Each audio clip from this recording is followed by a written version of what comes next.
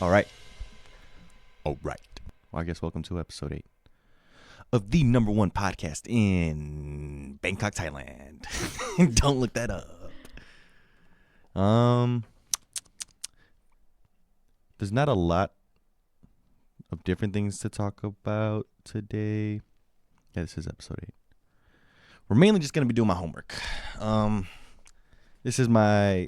going to talk through some things for some of my final papers that I'm writing that are sports and law related, because I am taking a law and professional sports class, and my intro to grad legal studies class is pretty much, he gave us like an open, what's that called? Silence. An open what? Like, you can write about anything you want? Yep, pretty much. He was just like, just let me know what the legal topic is, what the social or societal legal issue is you want to discuss. Why? So, yeah, that's what we're going to talk about. But first, dang, that's what I meant to look up. What's happening with the Stars? Is anybody even playing? Yeah, basketball. Oh, yeah. U.S. Athletics. Yeah, I know both basketball teams have started up already. Men's basketball. Prairie Stars earned 78-71 road win over Maryville. Nice. Good GLVC win. But Maryville outpaces women's team this past Thursday, which was yesterday for us. Max Cooner was named the November Jimmy John's Athlete of the Month. Congratulations, Max. I hope Mr. John shook your hand. UAS Track and Field announced their 2025 schedule. I think this is indoor. Mm-hmm. How do they even do indoor? They run inside. No, but like they run. Where's like the facility type thing? Oh, where's like our home court? I have no clue. It's because a good I was question. thinking about that. And I was They just run the inside of they track. don't do That little. What is it, like strip? I think it's like 1/16 of a mile, because I think you have to go around it 16 times to make 1 mile, right? 16 times. Isn't that what that little sign says? Well, I don't run. I don't know. Honestly, I haven't been to the gym in like 4 months, so you should know better than me. But I don't run. True, me either.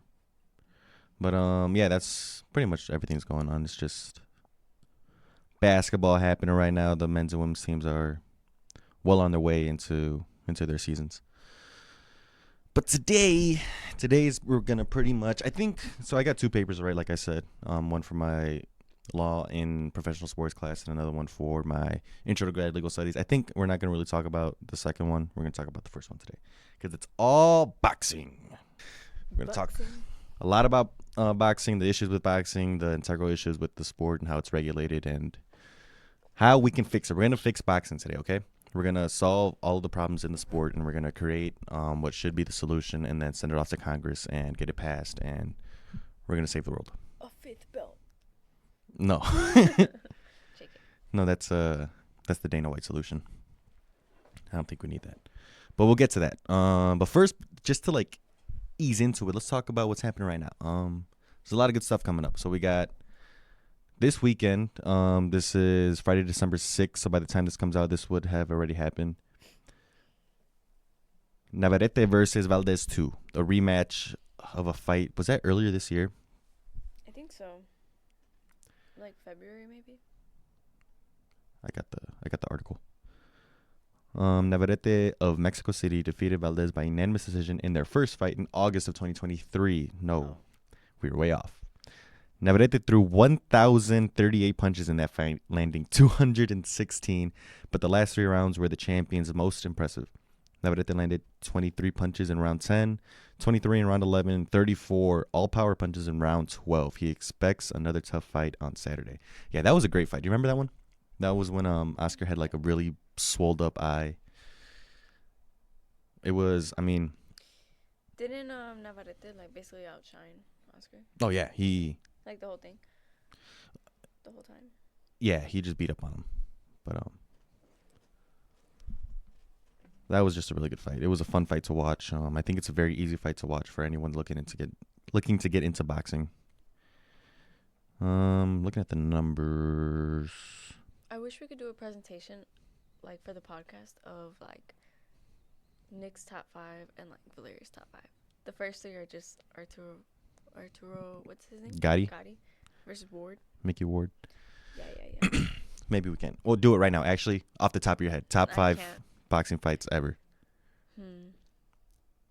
Gotti Ward. I think the second. All one, 3. Oh, okay. I think the second one is like Your favorite of the 3. Okay, so Yeah. you can only pick. Okay, so if you're picking a fight from like a trilogy or a saga, it has to be one fight from it. okay. So if I were to pick, I'd probably Marquez Vasquez, what was it? The one? No. the second one. I think a lot of the fights are the second one. No. This one. It was. The third one. No. The first one. I The don't fourth think one. it was them. Shut up. I think it was like, what's the other people's? Morales? Oh, Barrera and Morales. Yeah. I was gonna say that one. I'd probably pick the third one. When it was like really bloody. I don't think that one got really bloody. I just remember that one being really like heated, because that's when they were like their rivalry was really like they were throwing stuff at each other at like the pressers and stuff. Like Whichever one, it was the one that they had like the silver shorts. that was the first one. Oh, that one. Yeah. I like that one a lot. That one's a really good fight.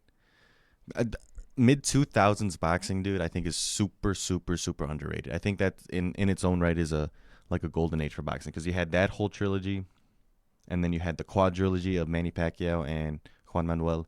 And for that one, that would probably, one of their fights would have to be in my top 5. And I think it would be the first one. Oh, the first one? Yeah, where Juan gets knocked down 3 times in the first round, and I think another time in the second round, and still comes back to tie it. Dude, he is a monster. And then he loses 2 more times to Manny. They go to a 4th fight, knocks him out in the 4th. No, then 6th round. Knocks him out in the 6th round, last second. That was, if you haven't seen that knockout, I think that is my favorite one ever. It's a little scary to see because Manny kind of tenses up. And like there's this famous picture of his wife. Not his wife. Well, yeah, his wife is like, I think he's next to the guy, but there's this guy, like he sees Manny falling, and like he stretches his hands out to like catch him. It's really cool. Because he almost flew out of the ring. Yeah. Literally. Yeah, because he was like coming forward with the punch, and then Juan caught him on a counter. I think it was a straight right to the face, just boom, and then he shut down and just fell. And then what's the ref's name? Like Kenny Bayless? I think it was Kenny Bayless. Hold on, let me look up. JMMV Pacquiao. Speaking of Manny Pacquiao, he's getting inducted into the International Boxing Hall of Fame. Pac. Yeah, he is. 4. Yeah, that guy is a first ballot Hall of Famer, 100% without a doubt. Pretty valid. The first and only ever 8 division world champion. Yeah, it was Kenny Bayless. 8 division world champion. That's insane. Okay, so you did not give me a top 5. Thank you. I gave you like top 3. No, you gave me 3 fights from. Out of 5, that's pretty good. No, you gave me Ward, Gotti 2. Mm-hmm. You gave me Barrera Morales. You didn't say what? Oh, the one, yeah, with the silver shorts. The third one was when the 4th one of Manny Pacquiao and Juan Marquez. You think that one's I just like your favorite one of that one? And then I don't know if this would be in my top 5 just because like it's only really known for one round, but Tommy Hearns versus Marvelous Marvin Hagler, the greatest round of all time, their opening round. Oh my god, dude, that is. Do you remember that one? It's an older fight, but like that just stands the test of time like no other. It was in the 80s. It was during the Four Kings era. I have that book. I read like half of it. You have my book? Yeah, you gave it to me. No, I have it. No, you have a hardcover. I got like the little. Oh, so I got you a book. Yeah. Dang. Okay, nice. I'm cool. I'm such a nice guy. I would have never done that for myself. You bought the book for yourself. And then there's one more. I don't know who he fought, but it's like Vasquez. It's like an old fight. Vasquez? Is like a mid-2000s one? Yeah. Vasquez fought Rafa Marquez, Juan's brother. They fought 4 times. I think Israel Vasquez, he just passed away too. El Magnifico. I'm not too sure who else he fought aside from anything notable. Because Manny fought both Morales. Well, all three. He fought all three of the guys. Like the big names during that time were probably Manny, um, Eric Morales, Marco Antonio Barrera, Juan Manuel Marquez, and yeah, that was pretty much like the four kings of the mid 2000s. Because Manny fought Juan, Eric, and Barrera like at least three times. I mean, no, I think at least two times each because I think he only fought Marco twice. And then I think Juan and no. Man, I want to watch boxing again. Yeah, I probably will later. Yeah, Juan and Marco were the only two to have not fought in between each other of those four guys. Because Juan fought Manny and I think he fought Eric Morales. No, Juan did fight Marco. He didn't fight Eric. I remember now. Yeah, those are the only two of those four guys in that era that didn't fight each other. But that was just a great time for boxing. Oh, and look at this picture. You got Eric, Marco Antonio Barrera, Juan Marquez, and Julio Cesar Chavez. But yeah, so Navarrete versus Valdez 2 is this weekend. We also got UFC this weekend. You going to watch that one? That's a pretty stacked card. Honestly, I kind of complained to Chris earlier about it still being $70. Rachmanov. Or whatever his name is. Oh, Cyril gone. Cereal's gone. But UFC 310, so this is a pretty stacked card. Let me look at the early prelims. Chris Weidman's in the early prelims. Oh my goodness. That guy fell off the face of the earth. Michael Chiesa's also in the early prelims. Chase Hooper's in the early Bro, Clay Guida. This is the early prelims. Aljamain Sterling is in the prelims of this card. I don't know. What? Aljamain Sterling's is in the regular prelims. Vicente Luque is also, and then we got Dom Reyes and Anthony Lionheart Smith closing out the prelims before we go to the pay-per-view. This is a really well-rounded card. Oh wow, Vicente Luque was actually supposed to face Nick Diaz. Sorry. Yeah, but then it got canceled. Yeah, now he's facing Simba Grom. Simba? He's facing Simba the Lion. And then the main card, check this out. The main card opens up with Nate Landerwer versus Choi Do-ho in the featherweight fight. And then we go to Bryce Mitchell. You think he's going to have his camo shorts? Dude, you're matching Bryce right now. You're wearing a camo jacket. And then Bryce Mitchell's facing up Crone Gracie. Remember Crone Gracie? Or do you know Crone Gracie? Do you know about the Gracies? Nope. You know about the Gracies? Nope. You forgot to teach me. It's your fault. You missed that day of class. The Gracie family are like the original like jiu-jitsu masters that came into, well, not the original. Well, they might be actually, but they're the original one, like jiu-jitsu guys that came to the United States during the early UFC era, and I believe the first UFC event was won by Royce Gracie. One of the Gracies, one of the really good Gracies at the time, and yeah, it was just like everyone, because back then there wasn't like weight limits and people were coming with a specific fighting style. They didn't mix the martial arts yet in mixed martial arts. They came in with their martial art and thought that my martial art was the best one. So it was a boxer, a sumo guy, a American wrestler, Greco-Roman wrestler, just different disciplines came, like karate guys, Muay Thai. Different guys came in and they were testing their disciplines against one another. But like the winner obviously was the jiu-jitsu guy, the Gracie. So from then on, the Gracies have been really famous, and during like the mid 2000s, they took off and they were like just dominating a bunch of different jiu-jitsu competitions as well as mixed martial arts like tournaments and stuff like that in Japan and in the United States as well, and of course in Brazil where they're from. Crone Gracie is the most recent Gracie to come into the UFC. There's a lot of hype behind him because it was like a lot of talk of him being the next great Gracie since Royce Gracie. He's like the 9th descendant. I just saw it on here. The 9th descendant of who? Like 9th generation. Or yeah, there's a lot of them. Yeah. Yeah, the Gracies go way back, but Crone Gracie was supposed to be that next the next big thing.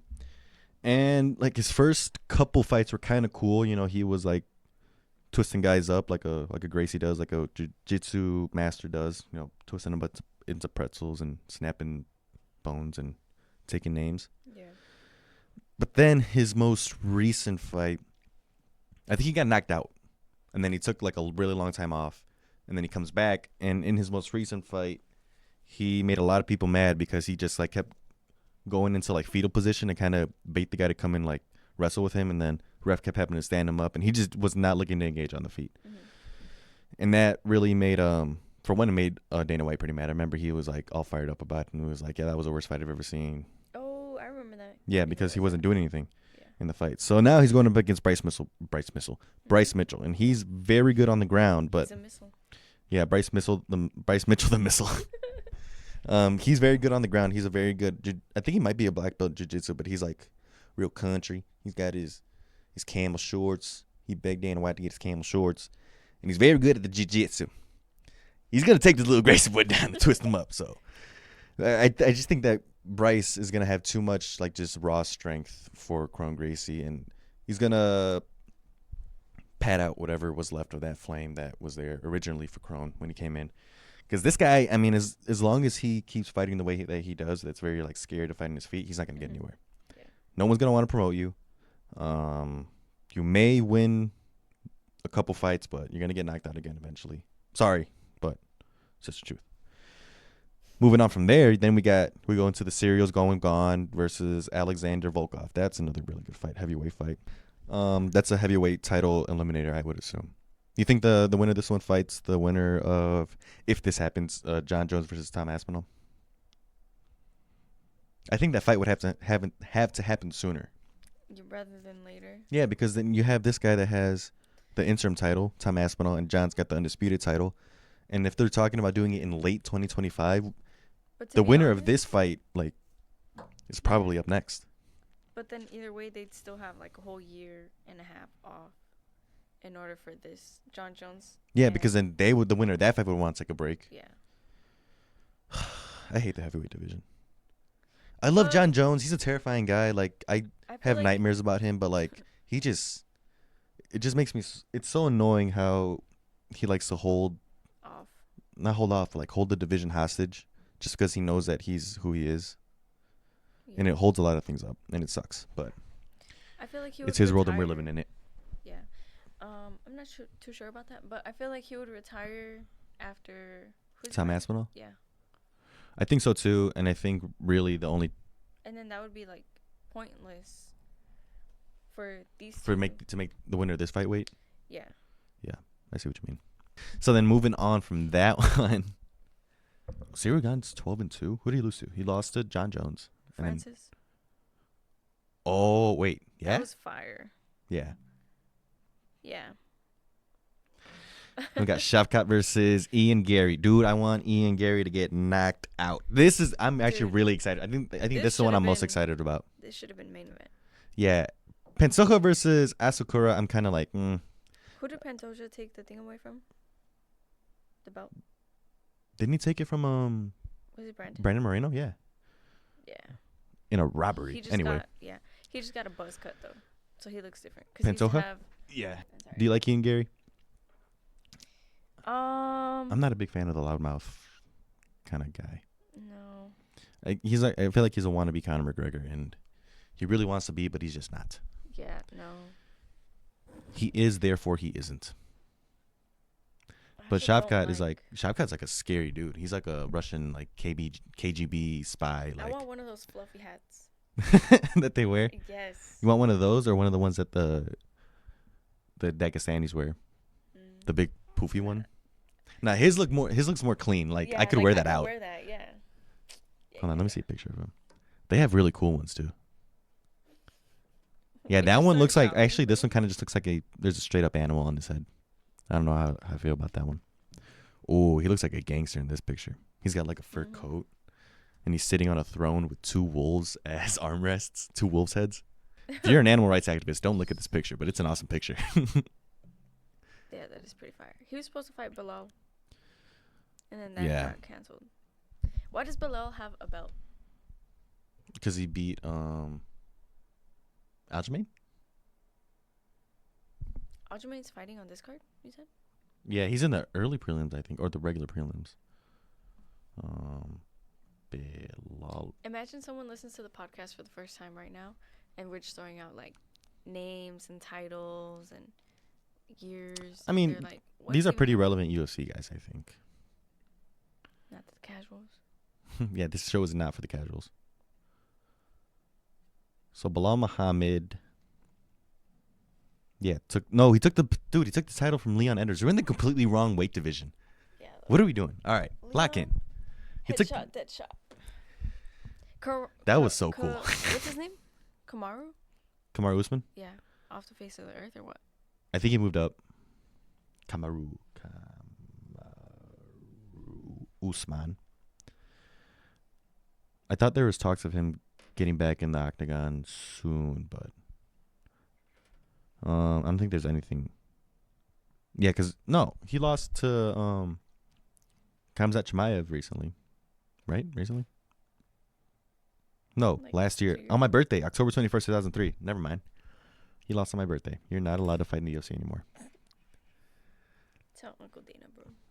And then we round out the night with Alexandre Pantoja versus Kai Asakara. I think Asakara is coming from a different organization, right? Is he coming from one championship? No, Ryzen. Yeah, his last fight was in Ryzen fighting championship. Defended his belt against Juan Arculeta and beat him. So now he's coming over to the UFC to fight for our title. Our title. Like I'm a representative of the UFC. Yeah, To fight for Alexandre Pantoja's title. And I don't know much about this guy, so we'll see what happens. I'll probably watch some like highlights of him before, just to get an idea. And yeah, that's everything happening this weekend, right? Just those two things. Or is Yeah, there I more think so. boxing? Let me look it up. Look it up, Jamie. Go ahead. No, yeah, it's just the Navarrete versus Valdez fight this Who's on Saturday. that card? Nobody. Let's see. Oh, actually, in the prelims of this card is Richard Torres, who represented the United States in the most recent Olympics. I think got gold in the heavyweight. I'm pretty sure either gold or silver, but he medaled in the Olympics. And now he's 11-0 in his professional record. A good number of knockouts, I want to say. Let's see. He's a big dude. Well, his last win was actually 229, so not super big for a heavyweight. 6'2". Yeah, he's fighting Isaac Munoz on that card in the prelims. And so yeah, his record goes knockout, knockout, knockout, knockout, technical knockout, knockout, knockout, knockout, technical knockout, knockout, constant spitting out mouth guard. That's what it says here. Don't know what that means. I don't know if that's a knockout or not. But yeah, he's fighting on this card. I think that's the only name I recognize here. Looks like a bunch of young guys. Well, this guy actually looks old, Frederick Lawson. But yeah, I think for that one, there's only really one fight I want to see. Yeah. I want to see a barn burner. I want to see... Actually, I think I remember watching this fight live too. So yeah, that's what's happening this weekend. But then, brother, February 22nd, 2025, right at Saudi Arabia, the last crescendo. Did you see this card? Oh my God, I was so excited to talk about this. Yes, talk about it. Beterbiev versus Bivol 2. Did you see the first fight? Yeah. Dude, oh my goodness. I got to watch it again. I love boxing so much, and because of fights like that. And because of cards like this, we are so back, and it's the Saudis saving us. They got all that oil money, and they're spending it on boxing. We got Beterbiev versus Bivol in their rematch for the undisputed World Light Heavyweight Championship. All 4 belts are on the line again. Beterbiev has all 4 right now, and they're going to fight for all of them again. And then in the co-main, you got Daniel Dubois versus Joseph Parker. Another heavyweight banger for the IBF World Heavyweight Championship. Shakur Stevenson is defending his WBC Lightweight Championship against Floyd Shawfield. Not too sure who that guy is. but Shakur Stevenson is not my favorite boxer. His style of boxing is really hard for like a novice fan to watch, and I don't consider myself a novice fan, but even as an avid fan and as a boxing snob that I think that I am, connoisseur really, it's still hard to like his style of boxing. It's boring. It's very defensive focused. If you're not a fan of Floyd Mayweather, I think you would have a better time watching a Floyd Mayweather fight than watching a Sugar Stevenson fight. At least Floyd would throw punches sometimes. True. But who else is on this card? Carlos Adames versus Hamza Shariaz. That's for WBC World Middleweight Championship. But before that, we got Virgil Ortiz. Junior. Virgil Ortiz Jr. Sorry, not to confuse him with the senior. Is fighting Israel Madrimov. Sorry. For the WBC World Interim Super Welterweight Championship. Ooh, who has the regular? WBC. What title was that? Super welterweight. WBC Super Welter. Which also like champion. super welterweight. Is there like a minor welterweight? Super welterweight? No, it's if there is three, it's it would be light welterweight, super welterweight, but there isn't a light welterweight. I think it's just super lightweight and then it goes welterweight. At the where are we? Junior welterweight is what it's called. Sorry.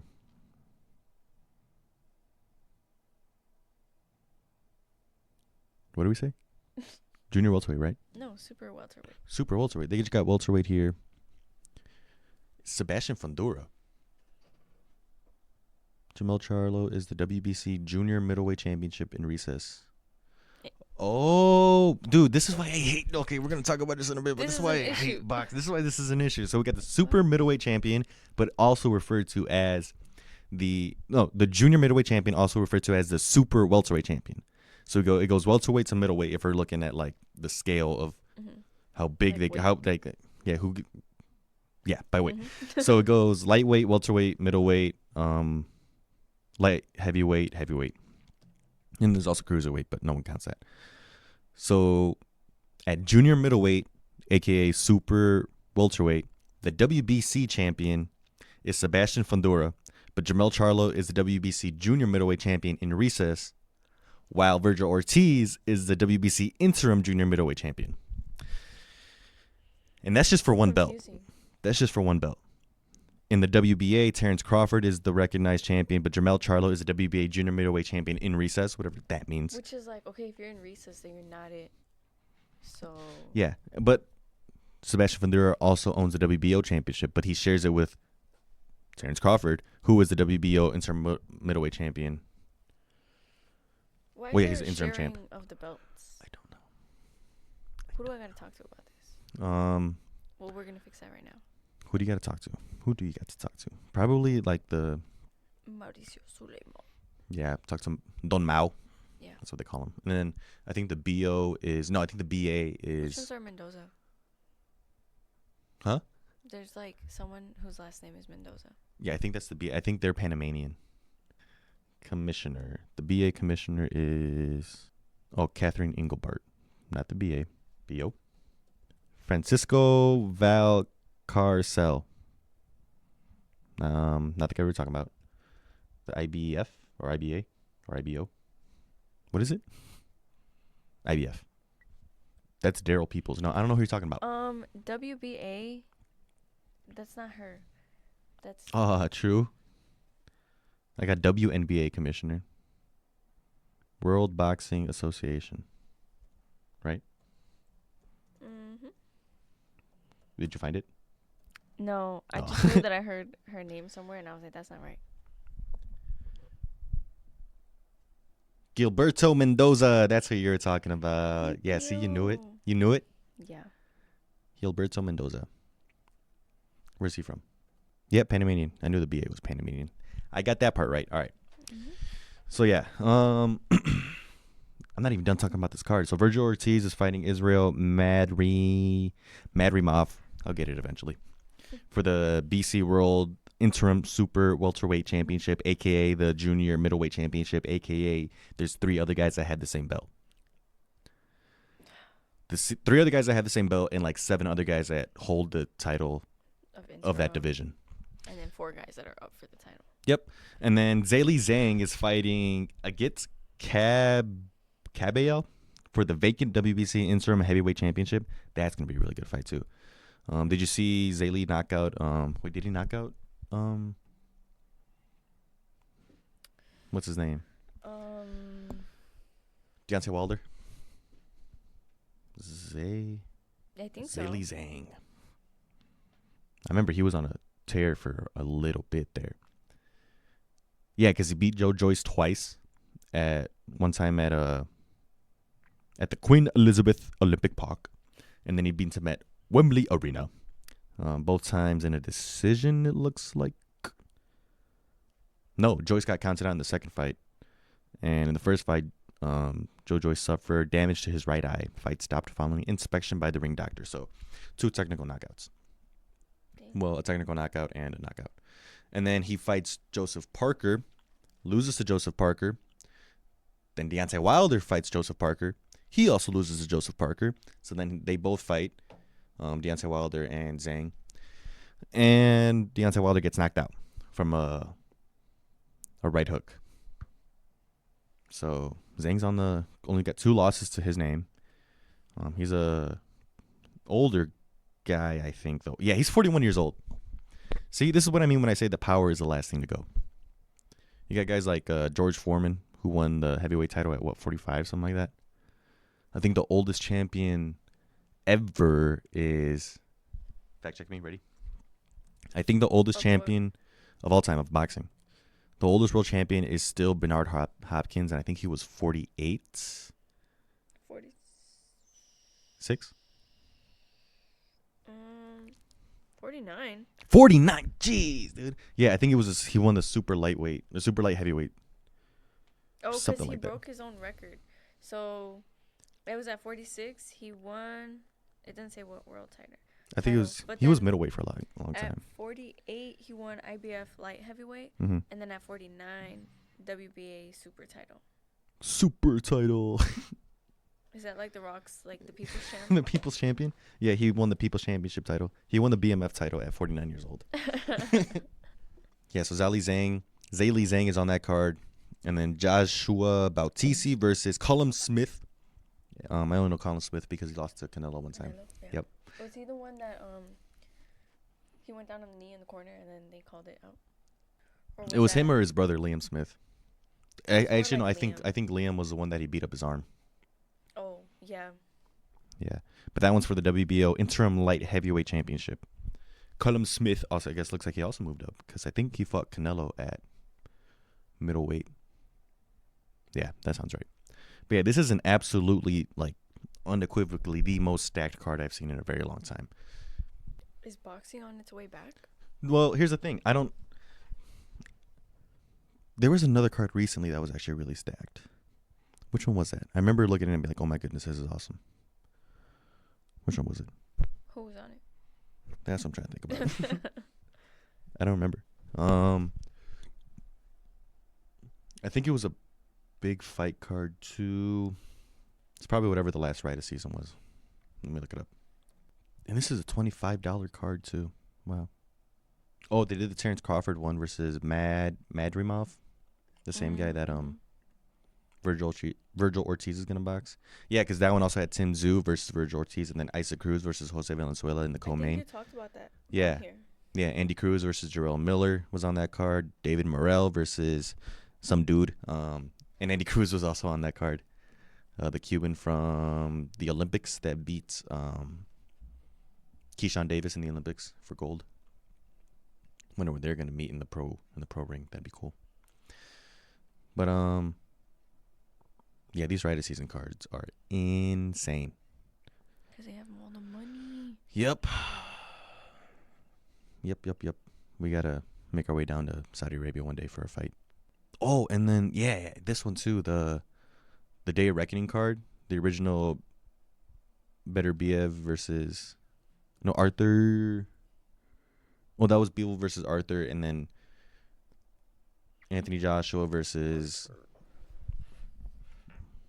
Wallin. Yeah, Anthony Joshua was on the card. Deontay Wilder was on the card. Daniel Dubois was on that card.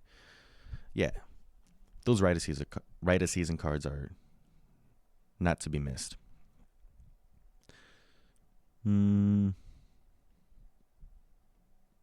What else? Do we need to break down this fight? Nah, I think we did. Good enough.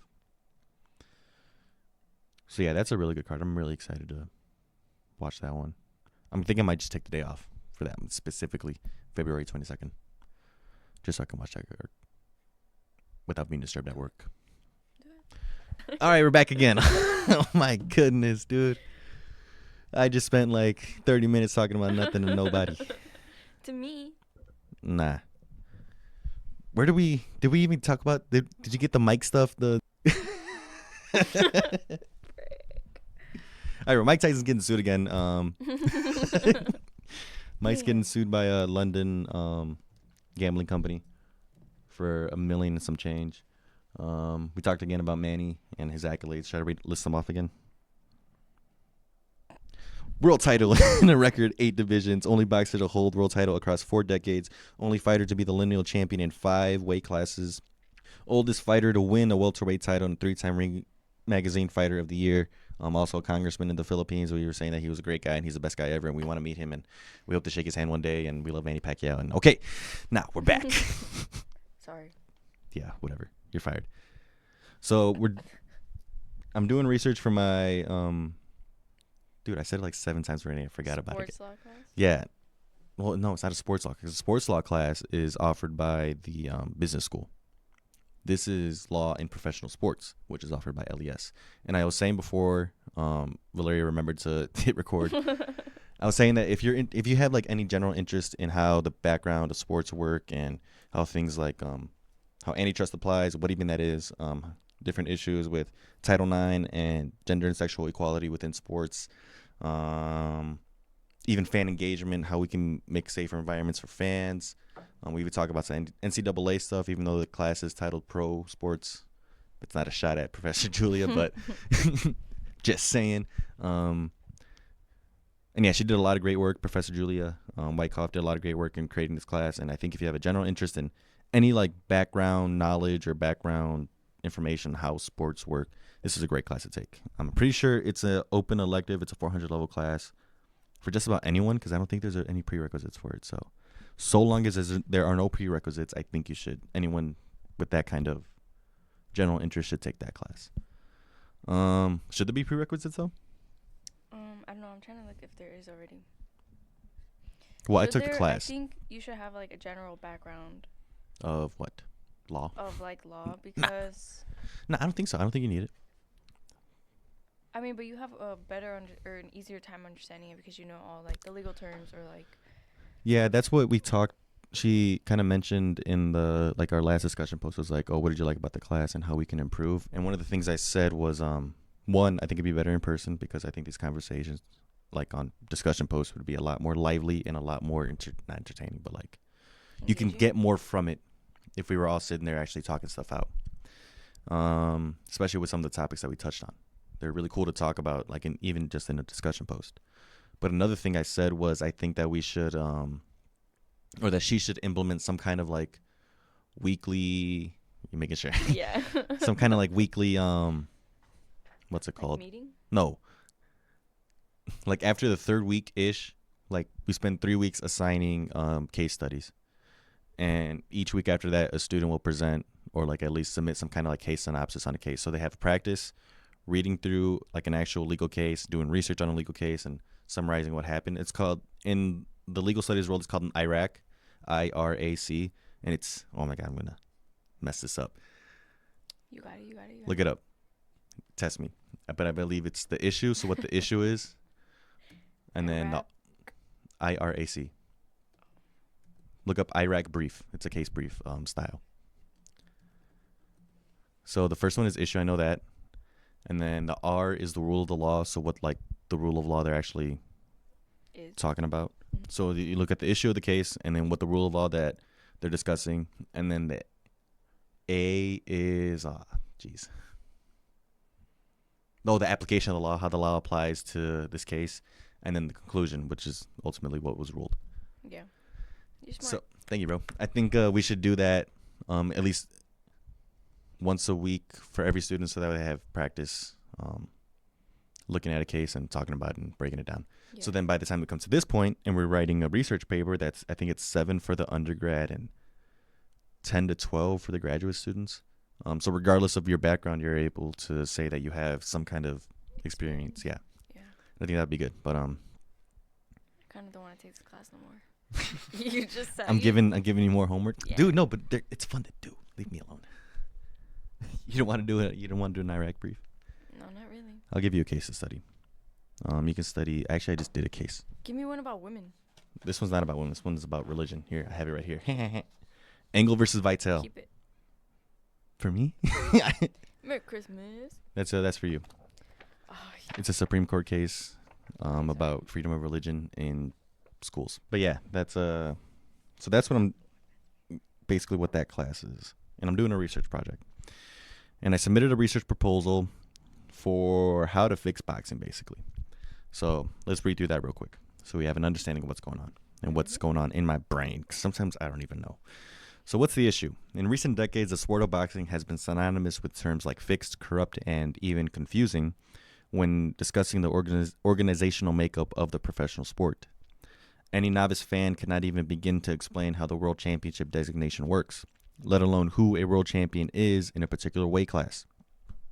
There are 4, sometimes 5 sanctioning bodies that can name legitimate world champions, and a nearly uncountable number of promotional organizations who bid for the rights to organize matches sanctioned by one or any combination of the 4 bodies. For example, if we go back to the last Crescendo card being put on by Rita Season and the Kingdom of Saudi Arabia, that card alone is being promoted by Boxer, which is a promotion company, BOXXER.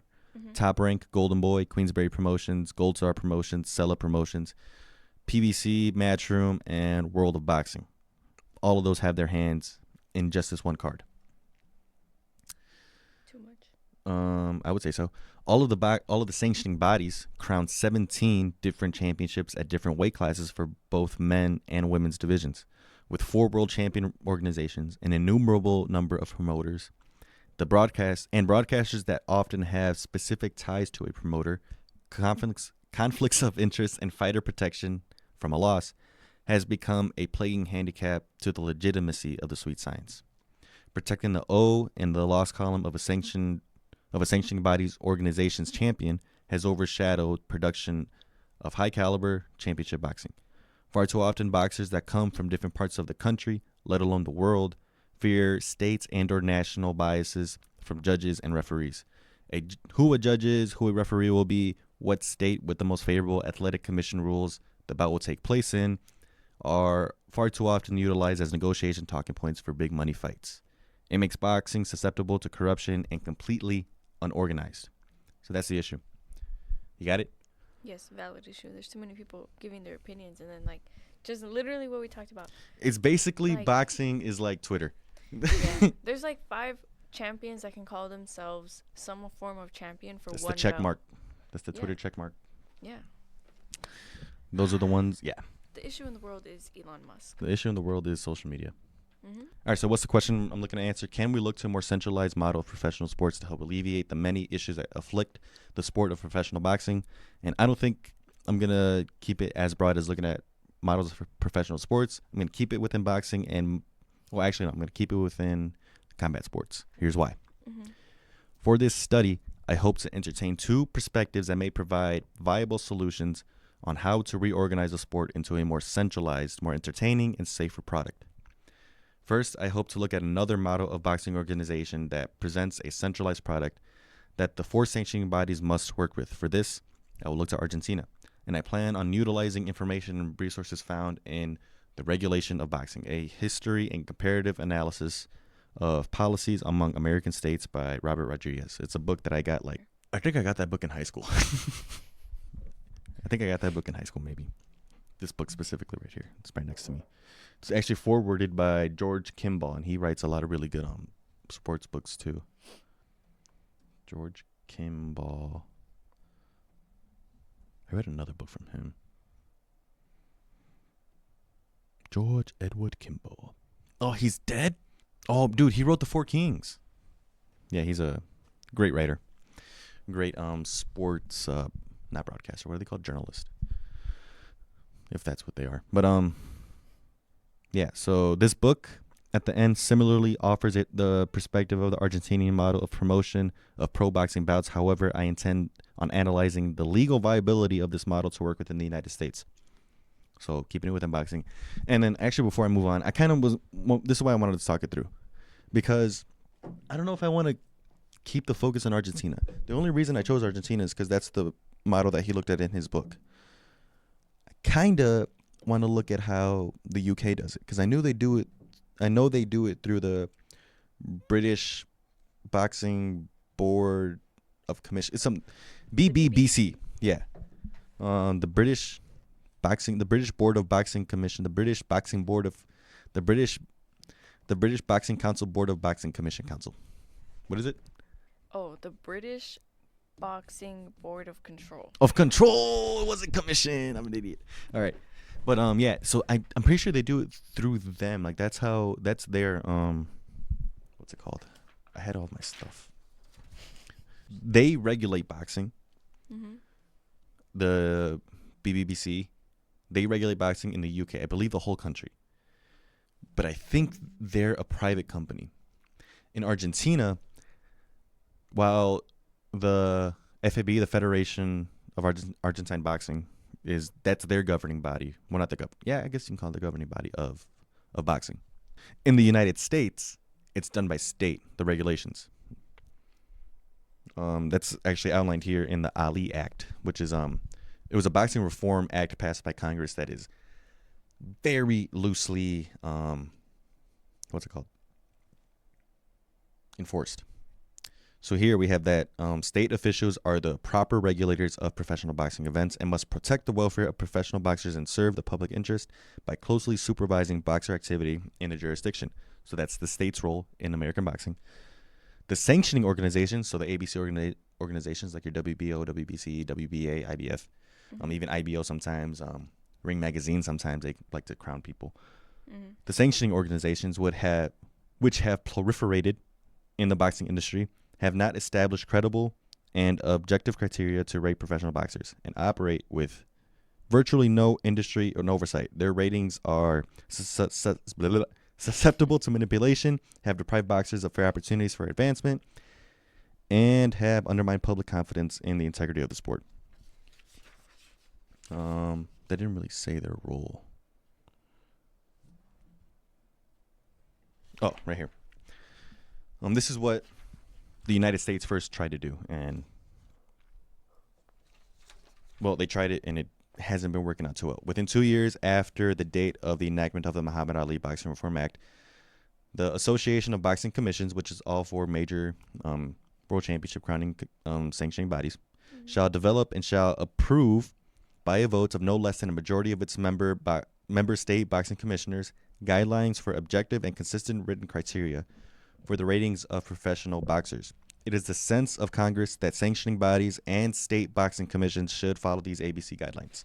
So they're trying to marry them together. They're trying to get 50 states to agree with 4 other sanctioning bodies on what the criteria should be for ranking boxers. Yeah. We can't even agree on who should be the president, dude.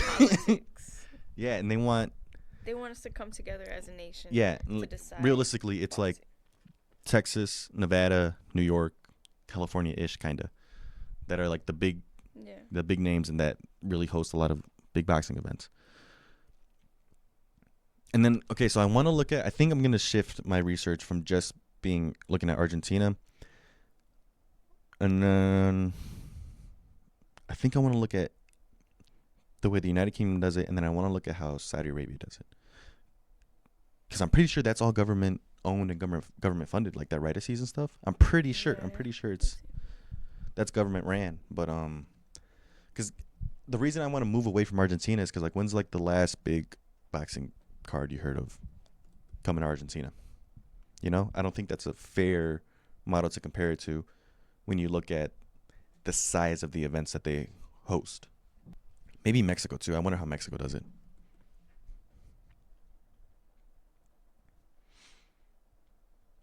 But and I mean, I wouldn't even rule out if Writer Season was A government like entity, basically. yeah, if it was just a private, some kind of private organization, I wouldn't rule that out either.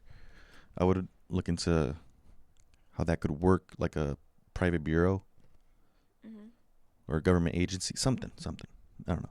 But secondly, I want to look at the UFC's model and how a promotion so young has been able to nearly monopolize the sport of mixed martial arts legally. A combination of organizational model analysis and legal precedent will hopefully answer where boxing went wrong and how the UFC got it right. So that's what I. Why do you like the UFC model? Well, I have a study that I'm supposed to read on it. That's right. Right. The one you tried to give me to read? Oh no. No, that was a different one. The Power of Mixed Martial Arts, a case study on the Ultimate Fighting Championship. This study analyzes and explains how the UFC acquired and retains monopoly and monopanzi power over MMA in a complex political, legal, regulatory, and financial context. A qualitative and interpretive approach to research underpins the thematic analysis of social media and journalistic content alongside a review of limited access literature. There are three key strategies employed by the UFC to sustain power over MMA, and they are found to be: one, control of athlete labor via restricted contracts, which has changed recently. This is a study. Oh, this is from 2024. But this is before their settlement on their antitrust case. Mhm.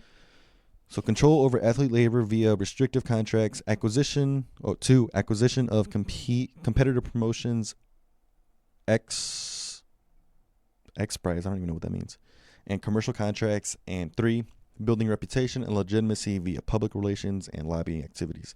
The UFC has employed a combination of legitimate, reference, reward, expert, informational, and coercive power to become the dominant organization in the MMA. So I'm gonna look through all that and kind of disseminate how they pretty much rose to power and were able to maintain kind of monopoly like. So I guess that would be the private model of boxing regulation that could maybe work in the United States. But the thing is, the UFC, they have their own belt, and this organization would not do that. They wouldn't have their own belt unless it's like a national championship, like the United States heavyweight. But like, I mean, I think there already is some kind of national championship. But then I just need one body, one organization that all four championship sanctioning bodies, they would have to report to just that one. And I think that's how we fix boxing. I think. So then, but how do you get rid of all the investors? Because, like, the reason there's so many people... Well, no, the promoters should still all be there. The promoters, the sanctioning bodies, and the broadcasters would all still be able to work with each other, but it would be under the auspices of that one regulatory body. So they all have to agree to these rules. These are the rankings rules. Like, you have to rank them based on these criteria, and that doesn't mean necessarily that they all have to have the same top 10 in every division.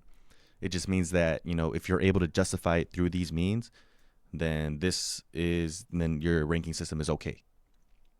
And if there's issues, obviously there will be some kind of appeals process, and I mean that's kind of what was laid out in the Muhammad Ali Act, which was passed in. I have no clue. I think it was in the 90s. So, like, basically just one national umbrella, like, because you want all 50 states, that's national. Yeah, I'm not a big bureaucracy guy. I hate bureaucracy, actually. I think government intervention too much government intervention slows things down, obviously. But I think a little bit here would help. Just a little bit more focus on developing like the infrastructure of the sport would be better for the fans, at least, I think. It would make things a lot less difficult and a lot less messy in the sport too. It would make it a lot more organized, because I feel like boxing is such a wild, wild west. For anyone looking at it from the outside, you and I know it from the inside. We know what it is and how it works and how it operates.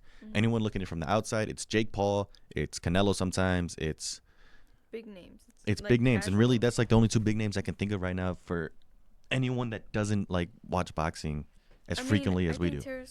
Terrence Crawford and like Spence, what's his name? Errol. I feel Errol like they're Spence, kind of big names just because of the fights that they've made. Like, yeah, but like barely. I'm talking yeah, like you go to a grocery store and name guys like there but probably hasn't been like a really like a a boxer that has like superseded just boxing and gone on to just be a part of like pop culture since Mike Tyson. mm, Nah, Floyd Mayweather. Since Floyd Mayweather. you don't think Canelo's a little bit like that, or you said I like don't that's think the other one that you could think of type thing? maybe he's the closest to it, but I don't think he was on that level where like maybe actually. Manny was close to it at one point, Manny Pacquiao.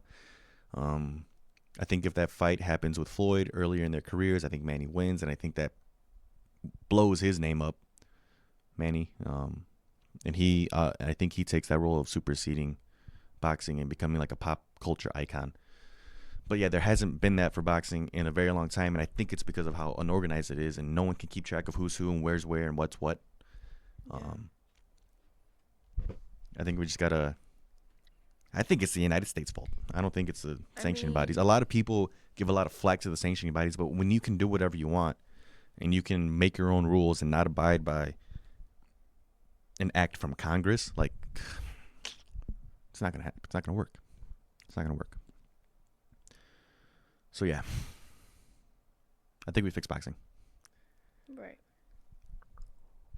What else? What else? If someone can get us the contact. So then, what do you do with all the international boxers?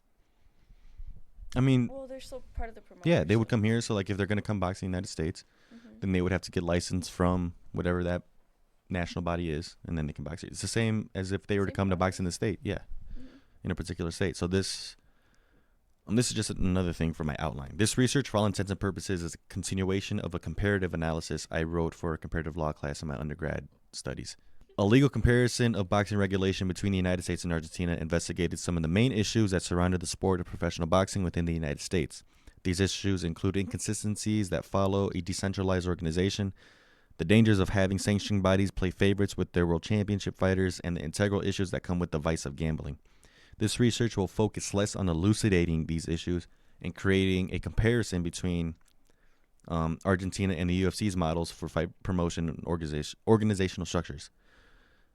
This work will look at the direct applicability of these models, which attempt to offer a more centralized and consistent mode of promotion, adherence, and enforcement of rules and regulation. And I think that's one of the big things, too, is the issue with boxing is that there is no enforcement of the rules and regulation, even like I said, enumerated in this act of Congress. Because this is actually, I was reading through it. This is a pretty good act. It's a pretty good law. If I were a congressman, I'd vote for it. Mm-hmm. Too bad I would never be a congressman. Didn't you want to be a politician? Yeah, when I was dumb in high school. That wasn't that long ago, bro. You're still Yeah, no, it was a long time ago, dude. I'm old enough to say things happened 15 years ago. Me and Chris did the math. 15 years ago, I was like 7. I can remember 15 years ago. Anyway, yeah. What else do I have here? My intro. Well, I guess my intro. The introduction portion will introduce the current model of pro boxing promotion in the United States, and then it will discuss ways in which pro boxing bouts are promoted and sanctioned in Argentina. Finally, the introduction will show how the UFC's model currently works at being the number one fight promoter in the world. Currently. Yeah, I think I definitely will talk about Argentina, but I think I'm going to shift from just talking about Argentina to opening it up to like other countries. But I only got like 10 pages to work with. Oh, what a good problem it is to have too much to talk about. And yeah, I got a couple sources already listed. Like I said, the Muhammad Ali Boxing Reform Act from 2000. That's when it's from. I have some Argentinian laws, the promotion of sports activities through the country, which is a Argentinian law passed in 1974. The law that legalized boxing in Argentina, decree number 282/63, was passed in 1963. This is the law that made the Argentine Boxing Federation, the official distributor of boxing licenses in the country. This can be compared to how this is typically done state by state in the United States, as well as looking into their respective responsibilities. Another one I have is, that study I was talking about, power in mixed martial arts. This one is, I'm actually interested in reading this one and looking at actually how the UFC operates. Now that I'm talking it through, I don't know if I want to pursue the private model. I think I'm going to throw this whole thing away and throw out the UFC too and just make it all like direct comparisons to different countries. You know what I mean? But yeah, but I think you could still include the UFC stuff like at the end, just like this is generally the model that works here already. But it's a privatized model, and I don't know if I want to go private. But you can take aspects of it that work and apply them here. Yeah, you're right. I guess I would have to read that study first to see what I like and what I don't like. And then I also kind of got stuff on the recent UFC settlement, the antitrust litigation that the UFC settled on for $375 million. I think I'm pretty confident. Well, I know what I'm doing. But yeah. Yeah. Sounds good. All right. You got anything else? Nope. All right, me either. I got to go to work. This is probably going to be the last episode for the semester before we come back next semester and load up the guest list again. Get some more story times going. Report on some news. Report on the stars. We'll be back eventually at some point. Hopefully early next semester. Give us to like mid-January. Yeah, because I'm going to Washington, D.C. but at the beginning of January. Yeah. I'm going literally the first week of the school year. Yeah. I'm going to listen to some Supreme Court cases. Got to come back and report on that. Nerd alert. Anyway. Yeah. Okay. All right. Bye. Bye.